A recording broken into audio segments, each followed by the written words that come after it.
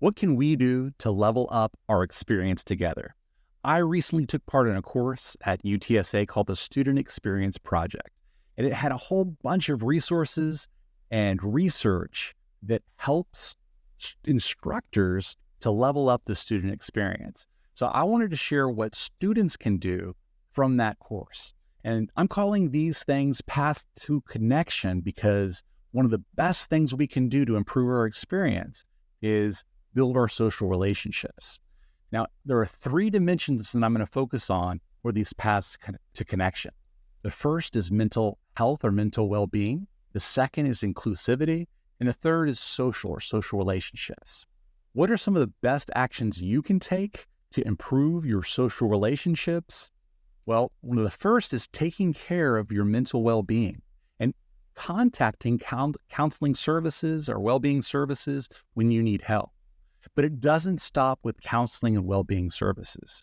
UTSA has a whole list of student resources in our student resources toolbox. Resources like student success coaching and the tech cafe. These kinds of resources can help you as you engage with other students and your instructors in your courses.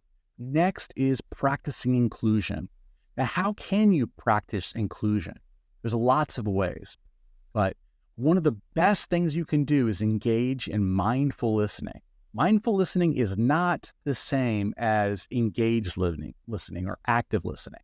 It's not like where you have great nonverbals and you lean forward and you listen. All those things are important, but mindful listening is making sure that you're paying closer attention to what the person's saying rather than just waiting to share what you want to share, right?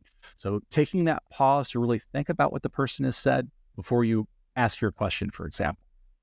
The next thing is assuming good intent. Whenever you're talking to people, it's easy sometimes to get in your own head and think that maybe you're being attacked. But if you assume good intent, those kinds of misunderstandings are less likely to occur. And last, be identity safe. In other words, respect differences. Mental well-being, inclusivity, and of course, social relationships.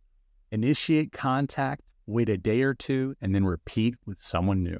Start or join asynchronous channels like Canvas, GroupMe, our socials, and synchronous channels, live channels like Zoom, or participating in student organizations. Plan time to build relationships. If you can't be a part of a student or professional organization, make sure that you add action items to your calendar so that you can send invitations to people in your course to do things together. This could be creating something together, volunteering together, or reflecting together. So the three paths to connection are taking care of our mental well-being, making sure that we're practicing inclusion, and building the critical social relationships that will help us to have a positive student experience.